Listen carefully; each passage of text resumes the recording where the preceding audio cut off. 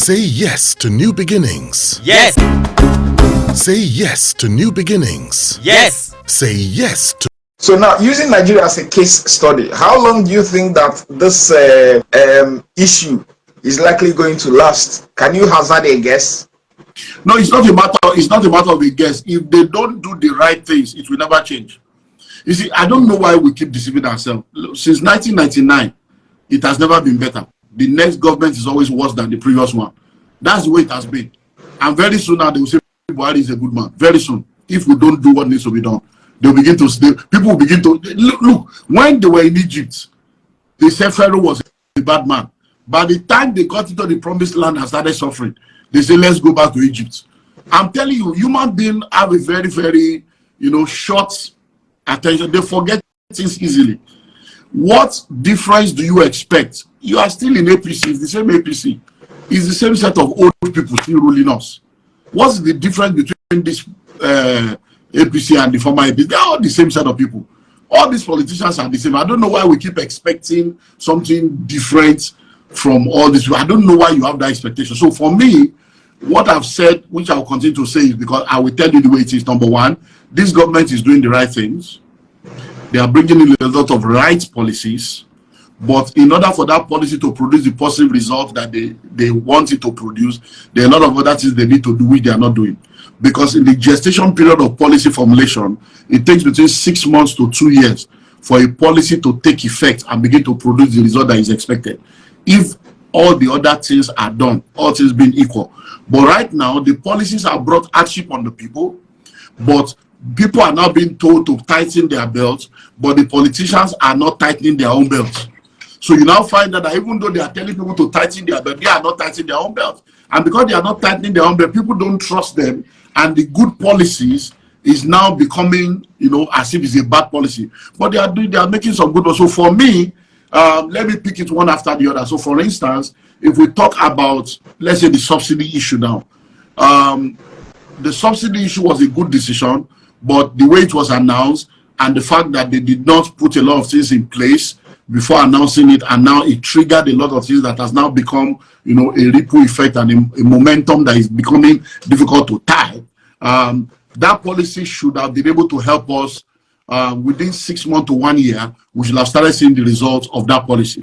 But the reason why it seems as if we are not seeing the result of that policy now is because of a lot of other political factors. Because, for instance, the governors have been collecting money since July, August last year. More money than they have ever collected.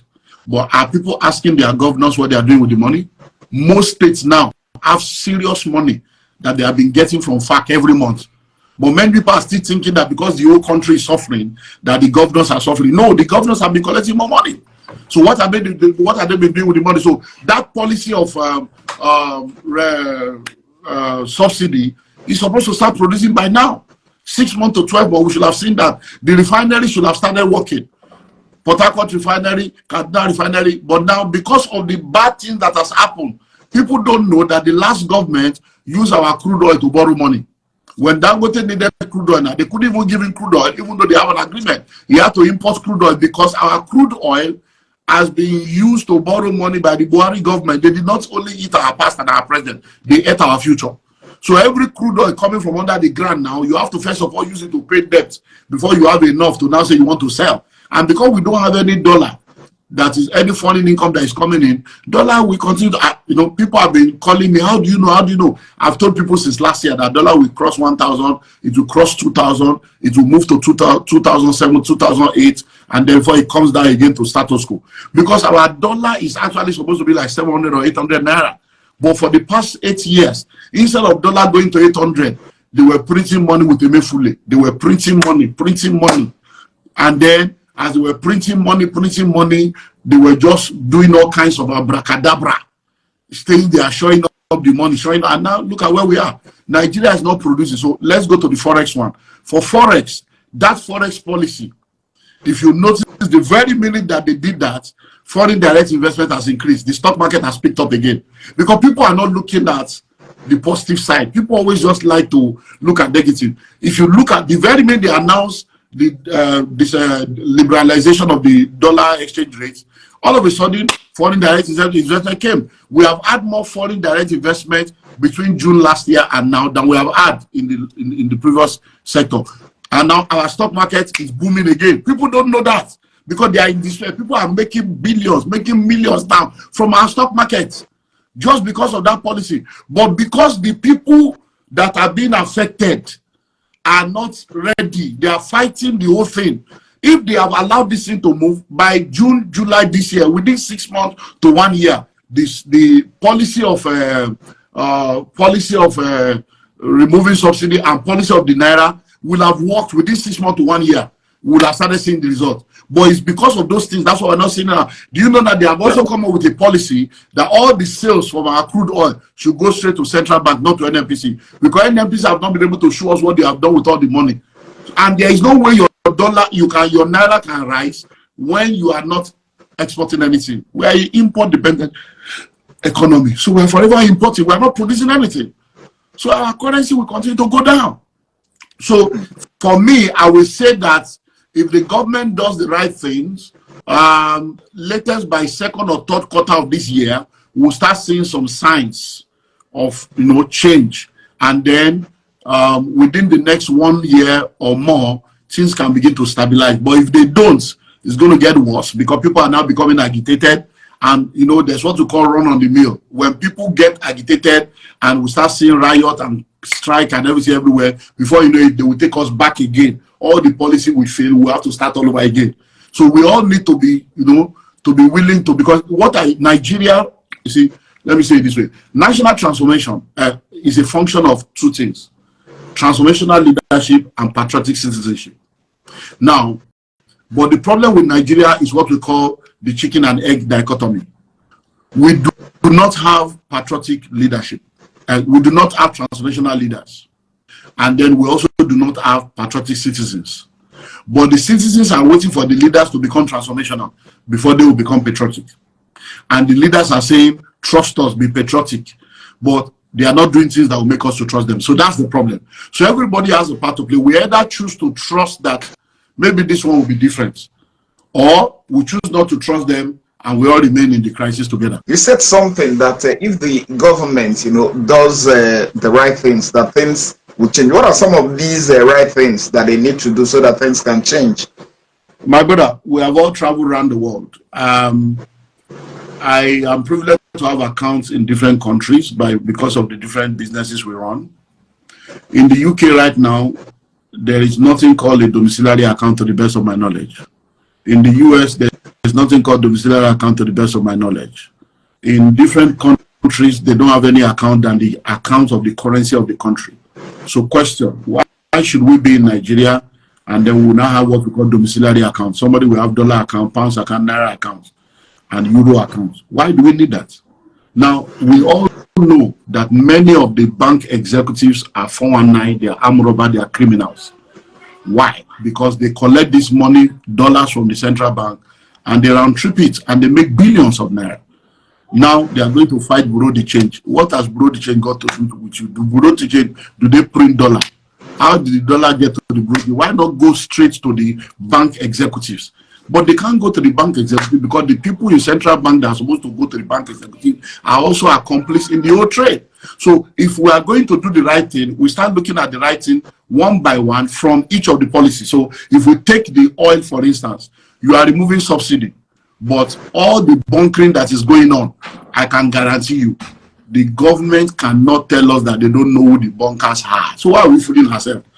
They know who are the people doing the bunkering now. Do you know how many ships they have caught on the sea that they say they saw crude oil inside and nobody has been arrested, nobody has been prosecuted? We are just joking. Do you know how many times they will say, oh, the police has arrested people for bunkering and they arrest people? The poor people they will arrest, the rich people behind them, all the generals, all the retired politicians, all the rich people behind them, they will not arrest them. So if we want to stop the effect of this subsidy issue, we need to go and get all these people. Then talking about forex itself, anybody that has any amount in their forex account, any individual, every forex account in Nigeria should be frozen. But they can't do that because we are in politics of democracy. If they freeze every domiciliary account of dollar, everybody that have dollar in their account, they freeze all the accounts. You come and explain where you got the dollar from. Where did you get the dollar that you paid into that? And you show the source of that money before it is unfrozen. And when it is unfrozen, you'll be giving naira, not dollar. All of a sudden, everybody will wake up. All of a sudden, everybody wake up. You carry all the bank MDs. Many of these guys, we see a lot of all these bank MD. How much is the salary of a bank MD? That they have private jets, a bank MD that is building this house, building that house, spending this money. How much is the salary of these people?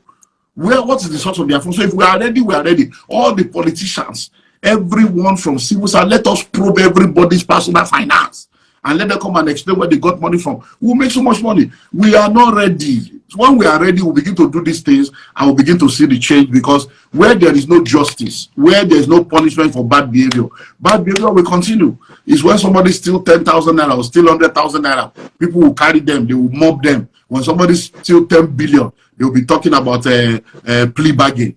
So you steal 20 billion, you return 1 billion, and then before you know it, you are free. It's only poor people that suffer in this part of the world. If you have money, you don't go to jail. The rich don't suffer. So that is why, if we are ready, we are not ready. If we are ready, there are a lot of things that will happen. Look at all of them are going to buy car. They still have the effrontery to be saying they have to buy car. The roads are bad. All these people that they should shut down the National Assembly, shut everything down, and tell everybody we only need volunteers. If you want to serve the nation, you volunteer to serve the nation free of charge. Everybody come and give us 6 months to 1 year. If you can do 4 years free, fine. If you cannot do it, stay in your house. We don't need any legislator. What are they legislating? We don't need anybody. All of them. Before you know it, look, we are not ready. Look at the budget of Nigeria. Go and look at the budget. If you look at the budget, go and check Budget. Budget is the platform that checks all this. Go and look at the budget of Nigeria for the past 15 to 20 years. You will see the same thing on the budget every year. The same thing is there. They are buying plates every year, buying spoon every year, doing renovation every year. Where is that done? All the people from the president, from Asiwaju Bola Ahmed Tinubu to the lowest local government, does Tinubu renovate his house every year? Does he paint his house every year? That they are putting money for renovating house, painting, renovation, maintenance every year in the budget, and all of them are signing it.